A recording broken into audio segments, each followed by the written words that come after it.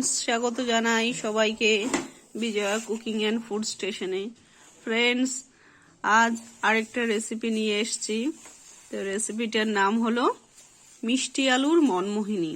মিষ্টি আলুর মনমোহিনীর জন্য আমি 4টে আলুকে সিদ্ধ করে নিয়েছি ভালো করে। সিদ্ধ পোড়া যে কোনোটাই চলবে। আলুগুলোকে এভাবে গোল গোল করে পিস করে নিয়েছি।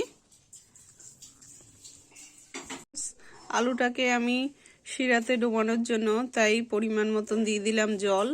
এতেই একই সঙ্গে দিয়ে দেবো 1 কাপ চিনি। প্রথমে শিরাটা বানিয়ে নিচ্ছি, এটা ফোটা পর্যন্ত। ফ্রেন্ডস, চিনিটা আমার যে জলে শিরায় পরিণত হয়ে গেছে খুব সুন্দরভাবে, ভালোভাবে ফুটে গেছে। তো এই সঙ্গে আমি এখন দিয়ে দেব পিস পিস করে রাখা আলু, মিষ্টি আলু দিয়ে একটু নেড়ে নেব। একটু ভালোভাবে নেড়ে নিলাম শিরাতে। আর একটু মিষ্টি তো আলু, তা আরো মিষ্টি করার জন্য মনমোহিনী যেহেতু একটু মিষ্টি তো হবেই, নেড়ে চেড়ে নিচ্ছি। ফ্রেন্ডস, খুব ভালোভাবে শিরা আলু মিশে গেছে এবং একদম পুরো আঠালো মিষ্টিটা খুব ভালোভাবে ঢুকে গেছে, তাই নামিয়ে নিলাম। ফ্রেন্ডস, এবার নেক্সট স্টেপ, মনমোহিনী আলুর জন্য এবার দিয়ে দেব দুধটা। দুধটাকে আমি একটু জাল দিয়ে খুব ভালো করে ঘন করে নেব।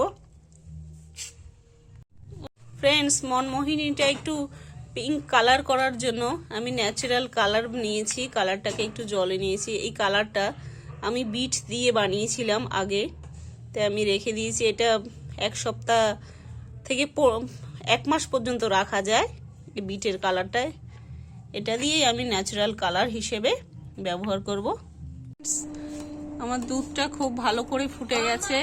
এভাবে নেড়ে নেড়ে আমি আরো ঘন করে নিচ্ছি। এর থিকনেসটা আরো গাঢ়ত্ব বেশি হলে তারপরে টেস্টটা আরো দ্বিগুণ হবে। তার জন্য আর একটু আমি এটাকে ফুটিয়ে আরো 5 মিনিট মতন ফুটিয়ে নেব। আলুর মনমোহিনী করার জন্য সেদ্ধ আলু আমি অল্প একটু আলু ভালো করে চটকে নিয়েছি। তো এই আলুটা আমি এখন এই দুধের মধ্যে দিয়ে দেব, এতে আমার থিকনেসটা একটু বাড়বে।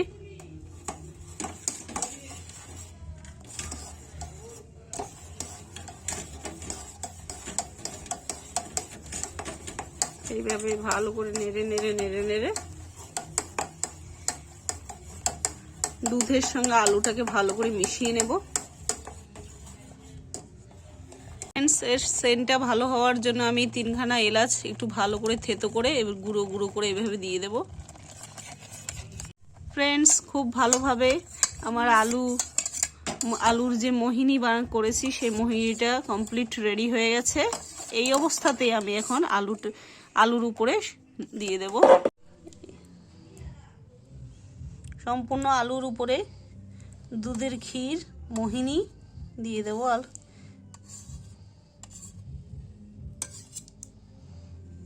ফ্রেন্ডস, কালারফুল করার জন্য বিটের কালারটা আমি একটু দুধের সঙ্গে আরেকটু ফুটিয়ে নিচ্ছি।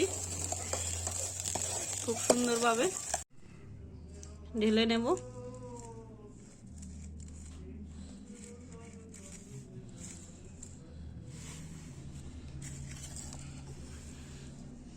চারপাশ দিয়ে আস্তে আস্তে আস্তে করে ঘুরিয়ে নিচ্ছি।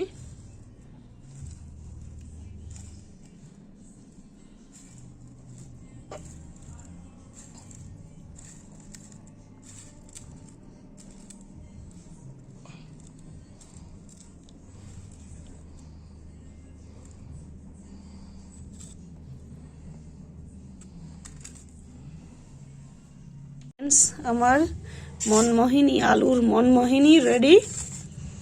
আর বিশেষ করে এটা একাদশীর জন্য খুবই ভালো একটা রেসিপি। আপনারা অবশ্যই বাড়িতে বানাবেন, বানিয়ে কমেন্টসে জানাবেন কেমন লাগলো আমার এই রেসিপি।